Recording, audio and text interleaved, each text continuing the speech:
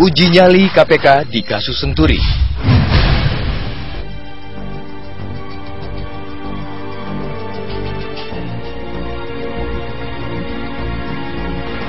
Dugaan bahwa bailout 6,7 triliun rupiah kepada Bank Senturi syarat perselingkuhan kotor kian mendapatkan pembenaran.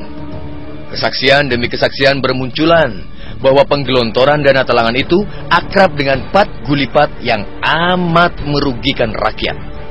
Perlahan tapi pasti, Komisi Pemberantasan Korupsi terus mengkreasi titik terang dalam upaya menguak sisi gelap kasus Senturi.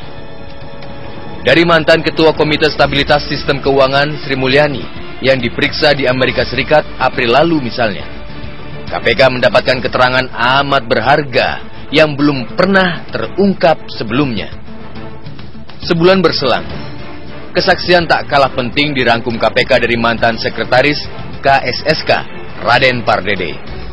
Menurut Raden, kesengkarutan dana talangan Bank Senturi pada 2008 itu mengerucut ke Bank Indonesia, pimpinan Budiono, yang kini menjadi orang nomor 2 di Republik ini.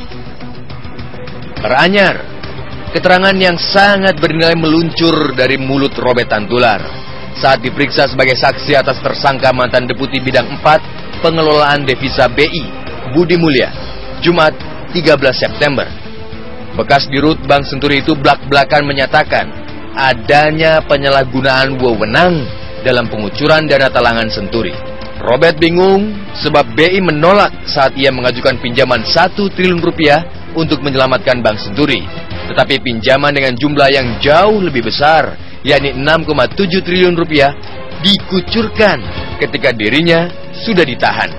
Ia menduga dana selangit itu tidak diberikan ke Bank Senturi, tetapi mengalir deras ke kantong pihak-pihak tertentu. Siapa sebenarnya yang meraup untung di tengah konspirasi bailout Senturi?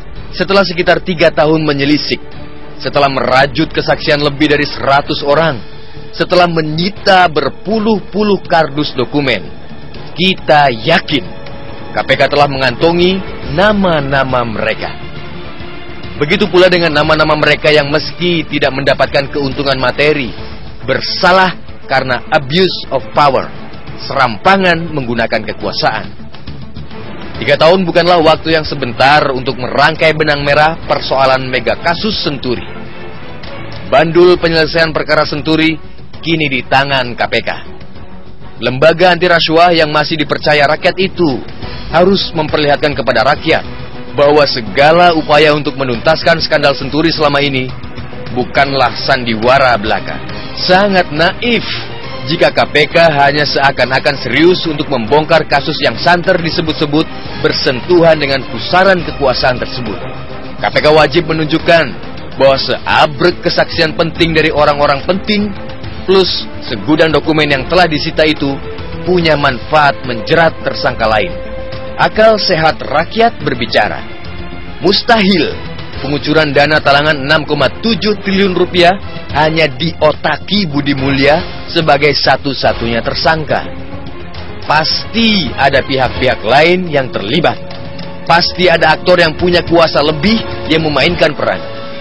Berulang kali kita tegaskan bahwa kasus Senturi ialah kasus luar biasa.